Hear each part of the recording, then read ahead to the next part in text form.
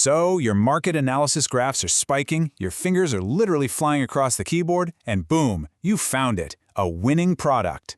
But to turn all that digital data into a physical reality, we have to somehow bridge the gap, from your glowing laptop screen all the way to a bustling factory floor halfway across the world. Welcome to this explainer. Today, we are mastering the high-stakes art of Amazon product sourcing. You know, you've put in the late-night hours, you've scoured the search pages, and you've successfully hunted down a brilliant product idea that is practically begging to be sold. But now what? Well, this is the exact moment where the theory ends and the high-stakes reality actually begins.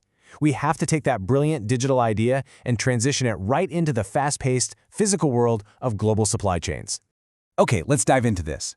Product sourcing is the critical bridge. It's the complex, vital process of finding a highly reliable supplier or manufacturer who can literally forge your product into reality, and it has to be done at the exact right quality, the right price, and the right quantity.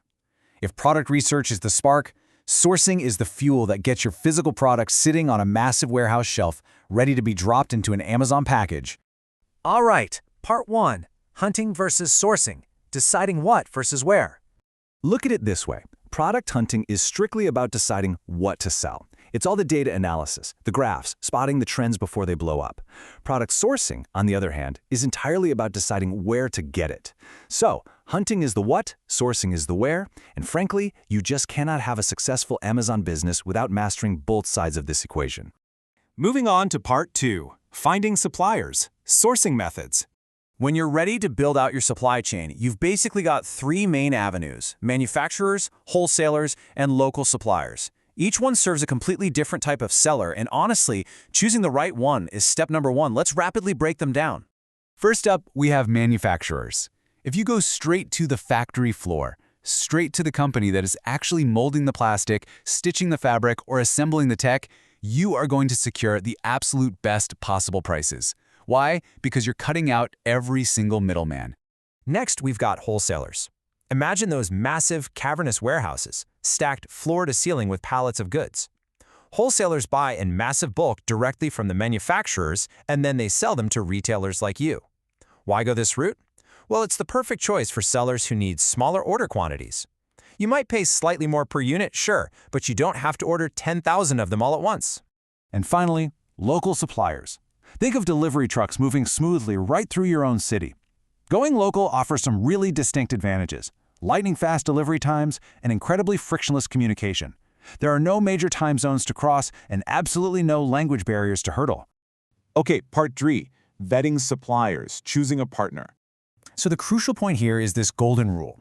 Do not focus only on the lowest price. Picture a shattered, incredibly poor quality product arriving on a customer's doorstep, immediately followed by a flood of terrible one-star reviews. That is exactly what happens when you chase the absolute cheapest option without verifying anything else. Price is a factor for sure, but it absolutely cannot be the only factor.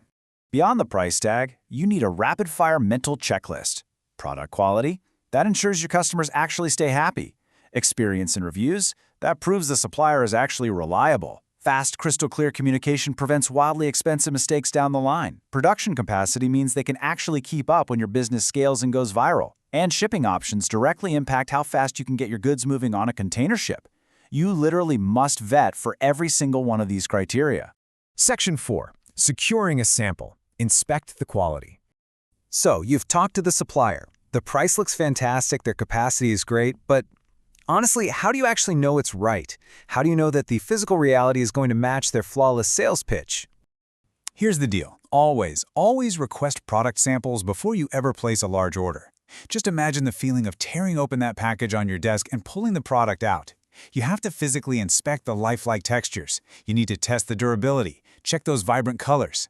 A physical sample is your one and only chance to confirm the product meets your exact expectations before you wire thousands of dollars overseas.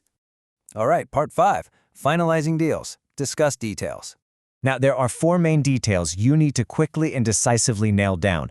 Packaging. What does the box actually look like when it arrives? Branding. Where exactly does your logo go? Production time. How many days until this leaves the factory floor? And payment terms. How, and more importantly, when is the money changing hands? Having these tough conversations up front guarantees a flawless deal later. And finally, Section 6, build relationships, long-term success. Just contrast these two possible futures for a second. On the one hand, a reliable supplier. This means a seamless, constant motion of delivery vans, perfectly on time, and that equals business growth. On the other hand, a poor supplier. This is the nightmare scenario of empty warehouse shelves, massive delays, unhappy customers, and a tidal wave of negative reviews. Your supplier literally dictates which of these two futures you are going to experience. And that is exactly why it's so vital to build long-term relationships with trustworthy suppliers. The most successful Amazon sellers out there prioritize lasting, stable partnerships over constantly jumping ship just to save, 2 cents a unit. They find someone great, they lock in, and they grow together. Which leaves us with this one final major question. We've defined the entire process, we've chosen the avenue, vetted the partner, and thoroughly inspected the sample. You know the exact journey required to get a product off a humming factory floor and into a customer's life. So, are you ready to sit down and negotiate with your new manufacturing partner? Because that is your next vital step.